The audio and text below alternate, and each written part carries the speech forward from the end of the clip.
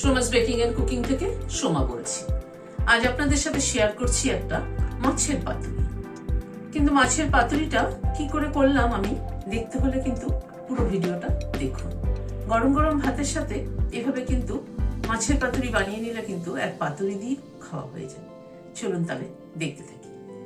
এখানে মটর ডাল আমার হাতের মুঠের এক মুঠ নিয়ে ভালো করে ধুয়ে ঘন্টা ৩-৪ মতো ভিজিয়ে রেখেছিলাম। এবার মটর ডালটা গ্রাইন্ডিং জারের মধ্যে দিয়ে দিচ্ছি।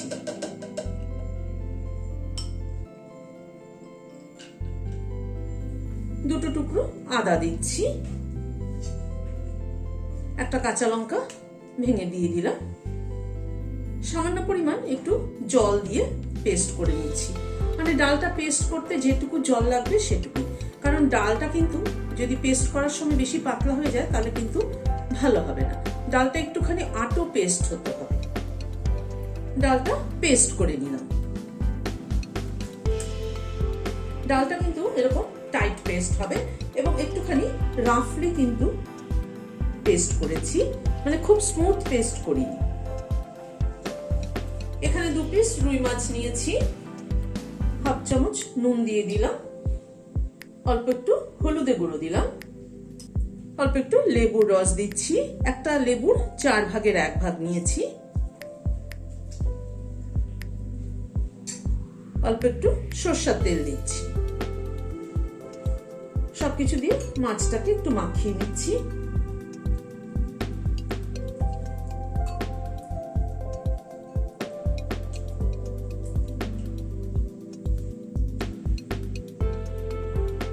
মাছটাকে একটু সাইডে সরিয়ে রাখছি।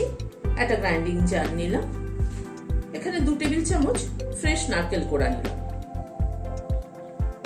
1 চামচ সর্ষে দিলাম, কালো সর্ষে, একটা কাঁচা লঙ্কা দিলাম। ঝালটা নিজেদের পছন্দ অনুযায়ী দেবেন। অল্প একটু নুন দিয়ে দিলাম, সামান্য পরিমাণ একটু জল দিচ্ছি, দিয়ে একটা পেস্ট তৈরি করে নিচ্ছি। গ্যাসে একটা কড়াই বসালাম, সরষের তেল দিচ্ছি, তেলটা গরম হয়ে গিয়েছে, মাছটা ছেড়ে দিই।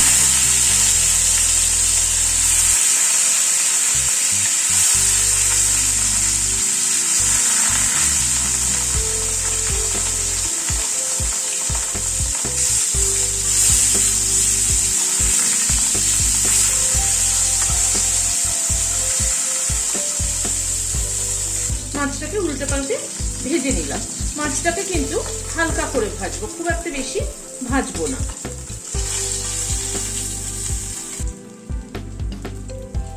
ওই তেলে অল্প একটু কালো জিরে ফোড়ন দিলাম।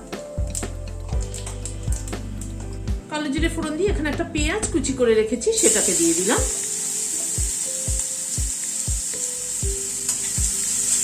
পেঁয়াজটাকে দিয়ে পেঁয়াজটাকে আগে একটু ভেজে নেব হালকা করে।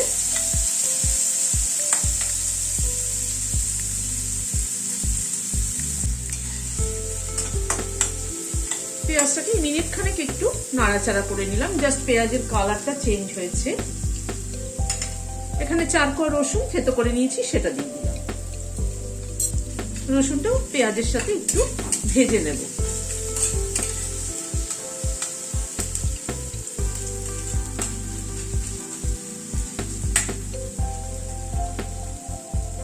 রসুনটা দিয়ে আবার মিনিট খানেক একটুখানি ভেজে নিলাম। এবার এই ডালের পেস্টটা দিয়ে দিচ্ছি। ডালের পেস্টটাকে একটুখানি পেঁয়াজ রসুনের সাথে কষিয়ে নেব। একটু হলুদ দিয়ে দিচ্ছি, অল্প একটু নুন দিয়ে দিচ্ছি, কারণ ডাল পেস্ট করার সময় আগে আমি নুন দেইনি।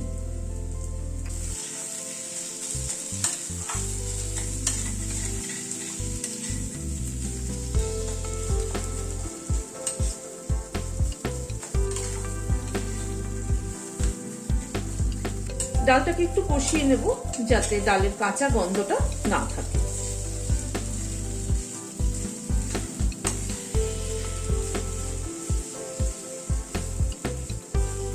ডালটা এরকম করে একটু নেড়ে নেড়ে দিয়ে কষাতে হবে।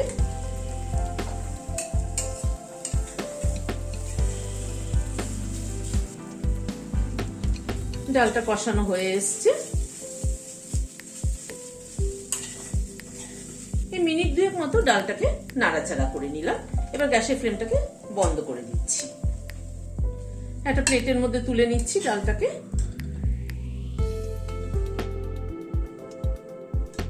গ্যাসে একটা তাওয়া বসিয়েছি, তাওয়াটাকে গরম করে নিয়েছি। এখানে কলা পাতা নিয়েছি, কলা পাতাটাকে একটুখানি এই গরম তাওয়ার মধ্যে একটু সেঁকে নিচ্ছি। কলা পাতাটাকে সেঁকে নেওয়া এই জন্যই যাতে কলা পাতাটা যখন মুড়তে যাওয়া হবে যাতে ভেঙে না যায়।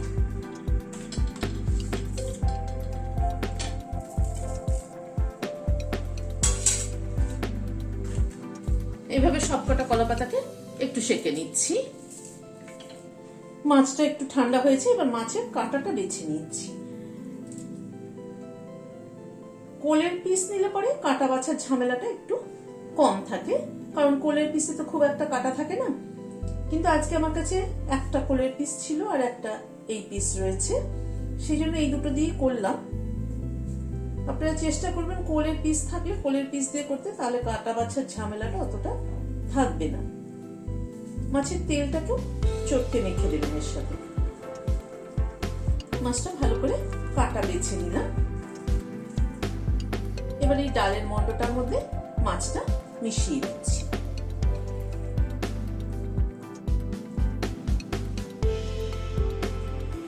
এবার নারকেল সর্ষে যেটা পেস্ট করে রেখেছিলাম সেটা দিয়ে দিচ্ছি। একটু কাঁচা সরষের তেল দিচ্ছি। 1 চামচ মতো কাসুন্দি দিচ্ছি।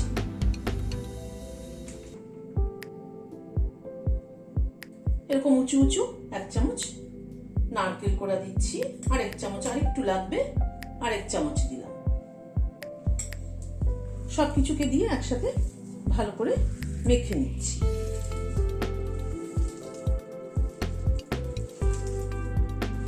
মাখাটা কিন্তু খুব ভালো করে মাখতে হবে। নুনটা ঠিক আছে নাকি একবার একটু চেক করে নিচ্ছি। নুন আর একটু লাগবে, আর 1/2 চামচ মতো নুন অ্যাড করলাম।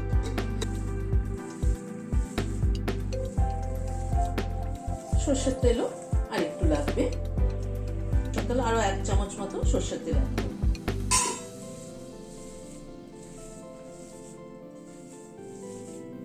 ভালো করে মেখে নিলাম। একটা কলা পাতা নিলাম, তাতে খানিকটা করে মন্ড তুলে নিলাম।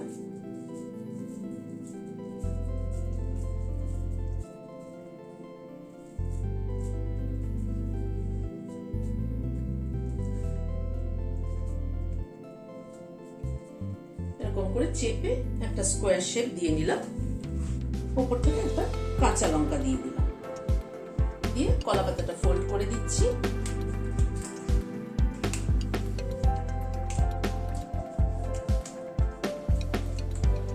এভাবে ফোল্ড করে নিলাম। এইভাবে আর সবগুলোকে বানিয়ে নিচ্ছি। পাতুরিগুলো তৈরি করে নিলাম। গ্যাসে একটা প্যান বসিয়েছি, সরষের তেল দিচ্ছি। তেলটা একটু চারপাশে লাগিয়ে নিচ্ছি প্যানের।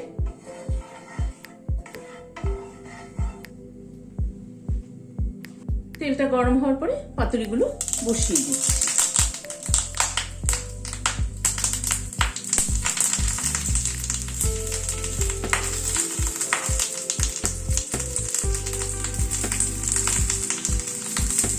গ্যাসের ফ্লেমটাকে মিডিয়ামে রাখছি,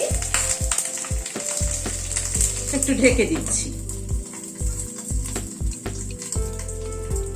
মিনিট 2 মতো ঢাকা ছিল, ঢাকাটা খুলছি। কলা পাতাগুলো উল্টে দিচ্ছি।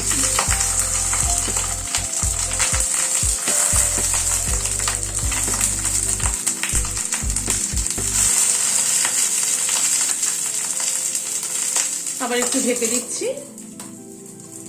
এই পিঠটাও প্রায় 2 মিনিট মতো ঢাকা ছিল।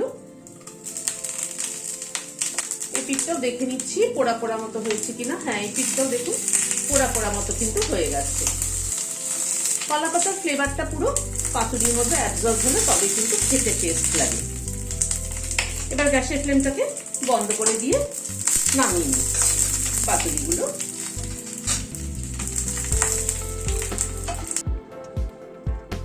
রেসিপিটি কেমন লাগলো? যদি ভালো লাগে তাহলে একটা লাইক এবং সাবস্ক্রাইব করার অনুরোধ রইল। আজ তাহলে এখানে শেষ করছি। দেখা হচ্ছে পরবর্তী ভিডিওতে। নমস্কার।